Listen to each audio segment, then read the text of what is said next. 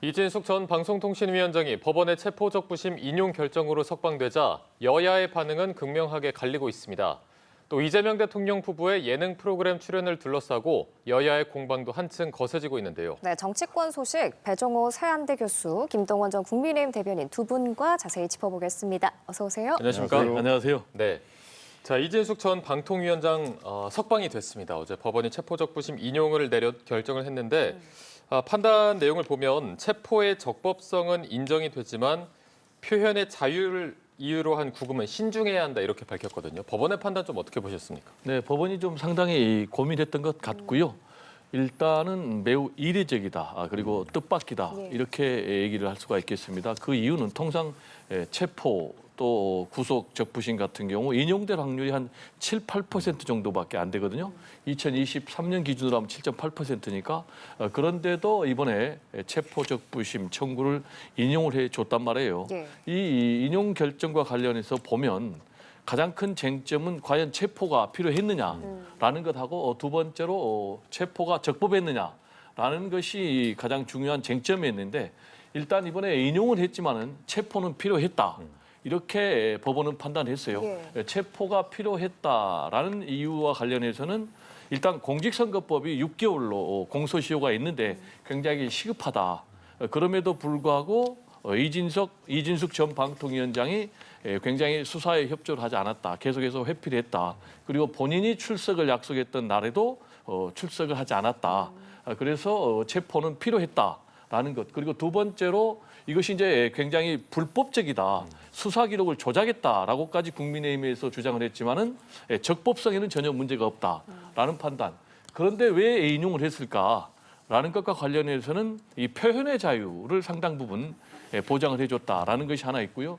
그리고 상당 부분 수사가 진행이 됐다라는 것이 두 번째 이유고 세 번째로는 이진숙 전 방통위원장이 성실하게 출석하겠다고 약속을 했다. 그래서 정리를 하면 이거는 결국 애초에 이진숙 전 방통위원장이 경찰의 소환에 성실하게 출석을 했다면은 체포될 일이 없었던 그런 사건이 아닌가 이렇게 생각이 됩니다. 네, 어쨌든 그래도 확률적으로 봤을 때 좀 이례적인 판단이다 이렇게 말씀해 주셨는데 이번 법원의 판단 좀 어떻게 보셨습니까? 예, 핵심적으로 두 가지만 짚어보겠습니다. 이른바 적극적으로 회피할 의도가 있었느냐 없었느냐 이거를 법원이 상당히 중요하게 들여다본 건데요. 지난 8월 달에 이른바 방송통신법이 국회를 통과할 때 이진숙 전 위원장이 출석한 전례가 있습니다. 그러니까 애초부터 출석이라든가 경찰의 수사를 피할 의도, 적극적인 의도가 없었다 이렇게 판단을 한 게 가장 이번에 석방의 가장 큰 이유로 보이고요.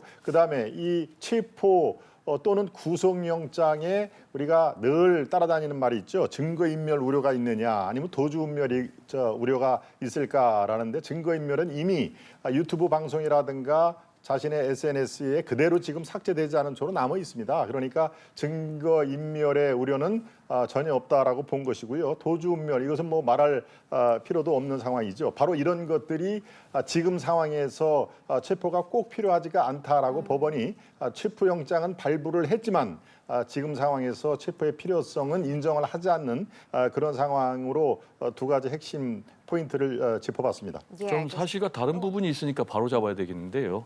이번에 이 체포 적부심 인용은 했지만 분명하게 이 수사기관의 출석 요구에 불응한 것은 사실이다라고 법원이 밝혔어요.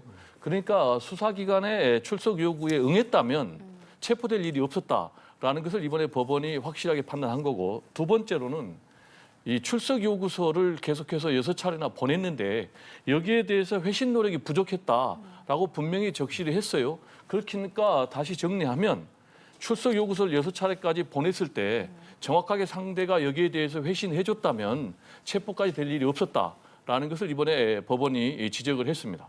알겠습니다. 그 출석 요구서 6차례 이 횟수에 대한 반응도 좀 엇갈리는 것 같은데 지금 여야의 반응 극명하게 갈렸습니다. 민주당은 국민 상식에 반한다면서 사법개혁을 거론했고요. 국민의힘은 불법 수사에 대한 책임을 물어야 한다면서 맞섰는데요. 여야 반응 듣고 대담 이어가겠습니다. 이러니 국민들이 사법개혁을 부르짖는 것입니다. 국민들은 지금 누구나 법 앞에 평등한지 묻고 있습니다. 김현지 방탄용 이진숙 기획수사극의 민낯이 드러났습니다. 절대 존엄 김현지를 지키기 위해 추석 연휴 직전에 벌인 희대의 수사 조작극입니다. 네, 들으신 것처럼 체포 적부심 인용을 둘러싸고 정치권 또 한 번 좀 강하게 정면 충돌하는 모습이네요. 그렇습니다. 지금 상황에서 국가공무원법 위반으로 지금 이제 체포영장도 발부가 됐는데요. 이거를 잠시 간략하게만 보겠습니다. 국가공무원법 65조를 찾아보시면요. 공무원의 정치운동 금지 조항이 나옵니다. 이게 어느 선거에 영향을 미치려고 했는지 특정 정당, 특정인의 지지나 반대가 명확한지 이게 핵심 포인트거든요. 그러니까 이진숙 전 위원장이 유튜브라든가 본인의 SNS 통해서 얘기한 게 특정 정당이나 특정인 그리고 어느 선거에 영향을 미쳤는지를 보지 아니할 수 있다라고 판단을 한 것이죠. 그리고 좀 전에 뭐 팩트 체크라고 얘기를 하면서 6개월 얘기를 했는데요. 바로 이 6개월이 아니라 10년 조항이 있습니다. 공무원이 자기의 직을 이용해서 선거에 개입하려고 했던 그 조항은요. 6개월이 아니라 10년 그 조항이 공소시효 얘기하는 것입니다. 그러니까 팩트 체크를 좀 바로 해주기를 바랍니다. 그러니까 법조항이라든가 이런 것들이 지금 너무 서두르다 보니까 이게 바로 구멍이 있는 상황인 것입니다. 바로 이진숙 그 전 위원장 같은 경우에는 취임한 지 바로 다음 날 뭐가 있었습니까? 탄핵 소추를 하지 않았습니까? 또 퇴임한 다음 날 바로 체포를 하지 않았습니까? 그러니까 이거는 특정인을 제거하기 위한 그런 성격이 짙다 이렇게 많은 국민들이 볼 수가 있는데 이것은 매우 타당한 지적이다 이렇게 볼 수가 있겠습니다. 예. 네, 제가 좀 말씀드려야 되겠는데요. 국가공무원이 직을 이용해서 선거에 개입을 하면 공소시효는 10년이 맞습니다. 일반인의 경우는 이제 6개월인데요.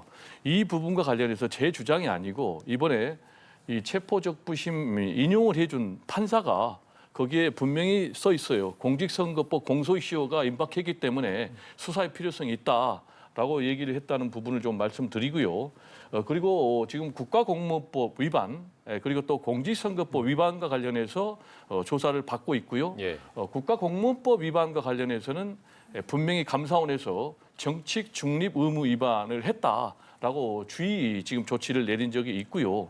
지금 이 결과와 관련해서 여야가 지금 크게 격돌하고 있는 그런 상황인데 저는 이제 국민의힘 장동혁 대표는 좀 공당의 대표면 좀 말씀을 좀 순화하고 좀 사실에 근거해서 주장을 할 필요가 있다라는 좀 말씀을 드리고 싶습니다. 제가 이렇게 말씀드리는 이유는 이 결정이 나오니까 뭐 나라가 미쳐 돌아가고 있다. 이건 너무나 심각한 공당의 대표로서는 좀 굉장히 거북한 그런 표현이 아닌가 생각이 되고 그리고 이 결과에 대해서 불법열장 발부에 대해서는 끝까지 책임을 추구하겠다, 끝까지 책임을 묻겠다라고 얘기를 했는데 그렇다면은 지금 체포영장을 발부한 그런 기관도 법원입니다.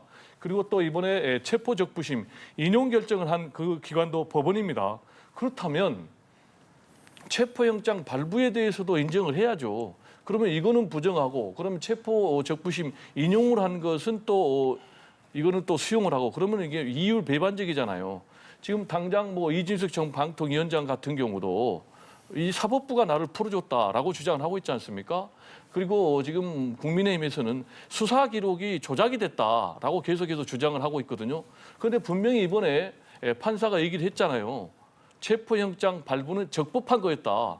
그렇다면 지금 국민의힘에서 주장한 불법 수사 기록 조작 또 희대의 수사 기록 조작 이렇게 얘기를 하고 있는데 이런 식으로 계속해서 허위 사실로 국민을 선동을 하면 더 지지율이 떨어지지 않을까 염려가 됩니다. 네. 저도 짧게 발언하겠습니다.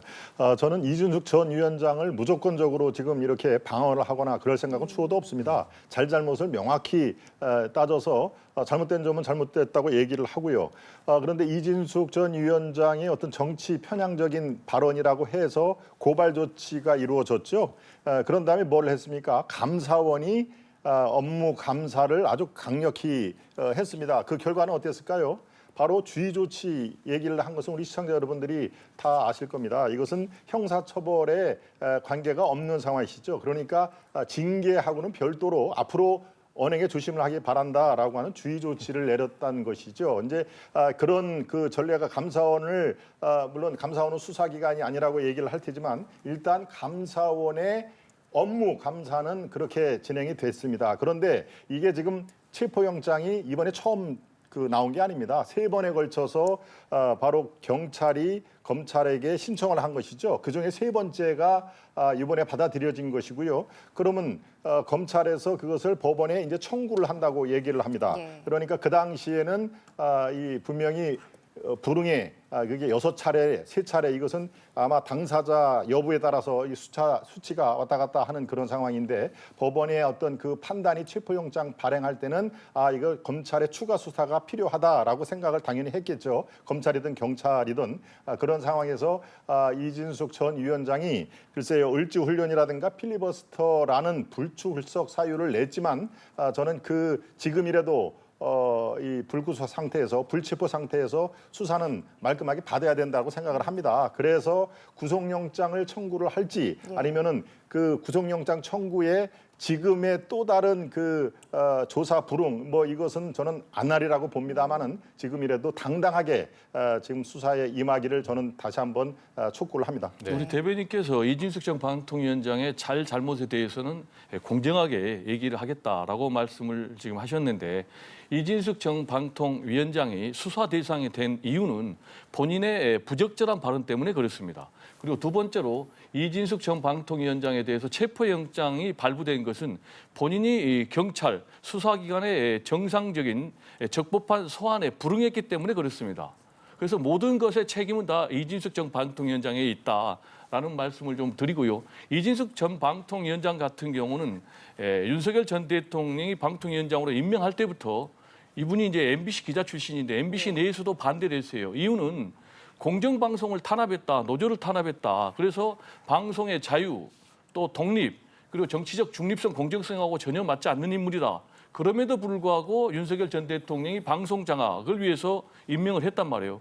그러면 임명이 돼가지고 과연 적절하게 방통위원장직을 수행을 했느냐. 2인 체제인데 임명된 지 하루 만에 MBC 또 KBS 이사진들을 그냥 정광석화처럼 해가지고 이 부분이 나중에 법원에서 문제가 있다라는 판단을 받았고 그리고 또 방통위원장 시절에 이제 결국은 정권 교체가 됐지 않습니까? 그런데 계속해서 본인이 정치 중립 의무를 위반하는 그런 발언을 했던 이유는 결국 앞으로 대구시장에 나가기 위한 정치적 목적 때문에 한 거예요. 그러다 보니까 이런 부분까지 오게 됐는데 이건 좀 명확하게 밝혀야 되고 제가 좀 여쭤보고 싶은 것은 잘못에 대해서 본인이 좀 명확하게 얘기를 하겠다고 그러니까 그러면 잘못된 거는 뭔지 좀 한번 얘기를 해보세요. 말씀드렸지 않습니까? 뭘 잘못했어요? 필리버스터라든가 다른 을지훈련을 불출석 사유로 됐지만 그중에 한 번, 지금 이제 이쪽에서는 6번이라고 하고 이쪽에서는 3번은 그렇지 않다. 수사관들도 이거는 의례적으로 보낸 거니까 신경 쓰지 마세요라고 하는 게 어제 드러났지 않습니까? 그러니까 지금의 이 사태가 불거지기 전에 한두 번이라도 당당하게 수사에 임할 필요는 있었다. 그래서 제가 체포를 지금 면했지만 지금이라도 당당하게 말끔하게 조사를 받는 그런 모습을 국민들은 보고 싶어한다. 이렇게 얘기를 했지 않습니까? 뭐가 잘못됐습니까? 자, 알겠습니다. 자, 이 부분 앞으로 이제 또 경찰의 수사 상황이나 이런 부분이 진행되는 부분을 저희가 더 지켜봐야 할 것 같습니다.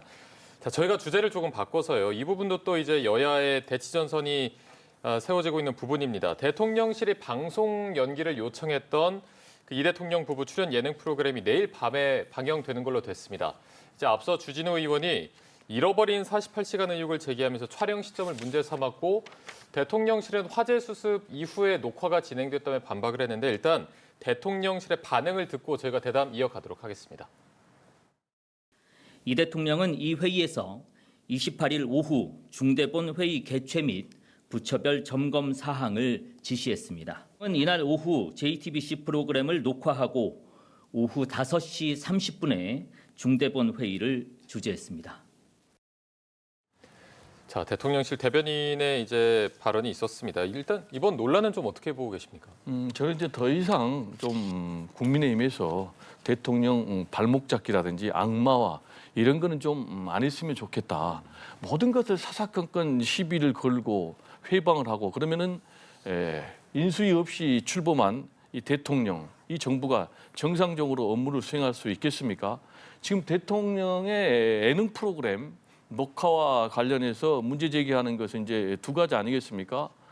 하나는 과연 제대로 대통령으로서 역할을 했는가라는 것 하나, 그리고 두 번째로는 예능 그 녹화 프로그램에 출연을 하는 것이 맞느냐 안 맞느냐, 이 두 가지인데, 하나와 관련해서는 지금 잃어버린 48시간 얘기하면서 국민의힘에서 대통령이 국정자원 정보관리원에서 화제가 났는데 48시간 동안이나 행방불명됐다라고 얘기를 하고 있는데, 이게 지금 다 허위 주장 아니겠습니까? 일단 불이 났을 때 대통령은 유엔 총회에 참석했다가 돌아오는 귀국행 비행기에 있었어요. 그리고 한국에 도착하자마자 바로 본인이 밤새 상황 정리를 하고, 그리고 그 다음날 대변인이 또 이런 것을 발표를 하고, 그리고 비상대책위원회를 열고, 또 중대대책본부 회의를 열고, 이렇게 다 조치를 했단 말이에요. 그럼에도 불구하고 대통령 48시간 동안 어디 갔냐라고 얘기를 하는 것은 그야말로 대통령 흠집내기밖에 아니다라는 말씀 좀 드리고, 두 번째로는 왜 이렇게 불이 나가지고 심각한 상황인데 대통령이 한가하게 예능 프로그램에 출연하느냐라는 얘기를 하고 있는데, 네. 그러면 대통령이 지금 국정자원정보관리원 이 화제가 났을 때 이 부분에 대해서도 집중해야 되지만, 국민들과 또 추석 때 소통하기 위해서, 또 전 세계 K푸드를 또 홍보하기 위해서 이런 프로그램도 출연할 수 있는 것 아니겠습니까? 그러면 언제 출연했는가 봤더니 28일 날 오후에 출연했다는 거예요. 그러면 뭐가 문제가 있는지, 그리고 아까 이진숙 전 방통위원장이 뭐가 잘못됐느냐라는 얘기를 하셨는데, 가장 잘못된 것은 공무원의 중립 의무를 위반하고 특정 정당을 비판하고 대통령을 비판하는 이런 것들이 잘못됐다라는 것이죠. 그리고 더 잘못된 것은 방송통신위원장으로서 정치 중립 의무를 위반했다는 것입니다. 자, 일단은 이번 그 예능 프로그램 출연과 관련해서는 과도한 정쟁을 조금 멈춰야 한다라는 지적이 있었거든요. 이번 논란 어떻게 보고 계십니까? 글쎄요, 저는 한마디로 정리를 하겠습니다. 밤샘 해서라도 국민들 피해를 최소화하라라고 복구 지시를 내린 게 바로 이재명 대통령이었습니다. 본인은 밤샘하라고 공무원들에게 지시를 해놓고, 그래서 그 담당 공무원이 그 사인은 아직 밝히지 못했습니다만은 또 극단적인 선택을 한 그거 참 그 민족적 아주 애사죠, 애사. 그런데 본인은 떡하니 예능 프로그램에 출연할 수도 있습니다, 물론. 근데 예능 자체의 성격상 어떻습니까? 이를 드러내놓고 파한돼서 또 희희낙낙하는 그런 모습이 나올 수밖에 없는 게 바로 예능 아닙니까? 냉장고를 부탁해, 저는 뭐 즐겨보는 프로는 아닙니다만은 냉장고에 음식을 하는 뭐 그런 프로그램인 거로 알고 있습니다. 자, 이게 상식에 통합니까? 정상입니까? 저는 상식 밖의 처신이라고 생각을 합니다. 그리고 방송을 하루 늦춘다고 지금 결정을 했는데요. 꼭 그래야만 될까? 복구가 완료가 되고 재난이 다 마무리된 상태에서 방송을 내보내면은 글쎄요, 뭐가 뭐 잘못될 일이 있나요? 이제 이런 것들이 바로 대통령실의 안이한 태도가 원인이 된다. 책임 전가 문제를 지적하지 않을 수 없다라고 하는데요. 제가 한 가지만 덧붙이겠습니다. 바로 이런 그 국가 재난 사태에 나몰라라 식의 어떤 태도를 보는 것은 이번이 처음이 아닙니다. 2000 물류 화재 때 이재명 당시 민주당 대표였나요? 뭐라고 그랬습니까? 떡볶이 먹방을 하지 않았습니까? 그 소방대장의 어떤 생사가 오락가락 할 때 바로 그래서 호된 그 질책을 받았죠. 고 김문기 처장 얘기도 또 안 할 수가 없습니다. 바로 발인 날 산타 모자 캐럴 춤추기 방영이 그대로 된 상태에서 그 가족들이 그 장면을 보고 실신하지 않았습니까? 그러니까 국가 재난 상태를 맞이해서 이른바 정치 지도자라면은 몸과 마음의 그 처신을 평소보다도 10배, 100배 신독이란 말이 그래서 있는 것입니다. 그러니까 이번에는 그런 것들이 많이 미흡하지 않았나라고 지적을 하는 것입니다. 45시간 동선, 이것은 화재 발생 이후에 중대본 주재한 상태에서 동선이 밝혀지지가 않았습니다. 그리고 아까 얘기했는데 27일 날 비상대책회의를 주재했다고 하는데 한번 알아보십시오. 이건 총리가 주재한 그 회의입니다. 그러니까 바로 45시간 동안에 바로 문제가 이렇게 확대가 된 다음에 타임라인을 공개를 하는 그 자체가 이틀 동안에 그 야당이 제기하는 대통령이 어디서 무엇 했나라는 것을 소상히 밝히면 되는 그런 상황인데 오히려 뭐라고 그랬습니까? 허위 사실로 사법 절차를 밟을 검토를 하겠다라고 윽박지르지 않았습니까? 그러니까 지금 사태에서 여당과 대통령실에서 성급한 그런 면이 자초했다 이런 측면도 있다는 걸 제가 강조를 하는 것입니다. 일단 그 방송의 독립성을 전혀 부정하는 그런 말씀하신데요. 방송을 내나 안 내냐, 방송을 언제 내냐, 이거는 대통령이 결정합니까? 방송사가 결정합니까? 방송사가 결정하는 거예요. 근데 대통령께서는 극단적인 선택을 한 공무원의 추모 기간 때문에 좀 연기해달라 요청을 했고 이걸 하루 연기해서 추석 특집이니까 JTBC가 결정했어요. 그럼 이게 뭐가 잘못됐다는 거예요? 이 방송 연기가 하루에 했으니까 그게 대통령 잘못이다. 이런 주장은 말이 안 되는 얘기죠. 이거는 윤석열 전 대통령 시절에나 생각할 그런 일이고 대통령께서 아까도 말씀드렸듯이 추석 특집을 JTBC에 해달라.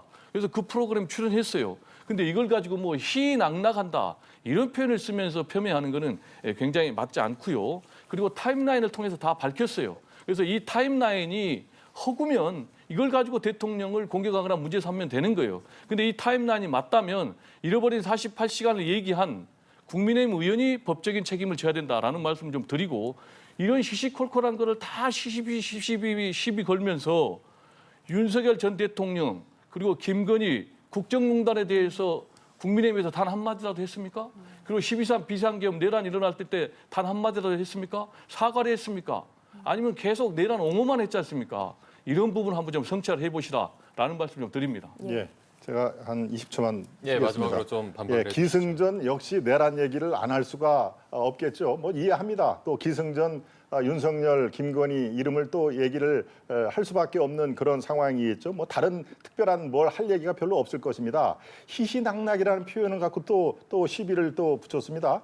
희희낙낙이 뭡니까? 기쁘리에 기쁠낙입니다. 그러니까 이 예능 프로그램에는 어차피 무슨 아주 진중한 그런 분위기가 아니고요. 시청자들하고 가볍게 즐거움을 노래하고 그러다 보니까 웃음이 파한대소가 나올 수 있는 그런 상황입니다. 왜 희희낙낙이라는 표현에 대해서 그렇게 거부감을 갖고 있습니까? 바로 지금과 같은 복구율이 4% 5%밖에 안 되는 국가 재난 시절에 예능 프로그램에 나타난 게 뭔가 찔리는 상황이니까 바로 이 어휘에 그렇게 예민하게 반응을 한다. 저는 그렇게밖에 볼 수가 없겠습니다. 예, 알겠습니다. 두 분의 입장 오늘 굉장히 평행선에 달렸는데 오늘 말씀은 여기까지 듣도록 하겠습니다. 지금까지 배종호 세한대 교수, 김동원 전 국민의힘 대변인과 함께했습니다. 말씀 잘 들었습니다. 고맙습니다. 감사합니다.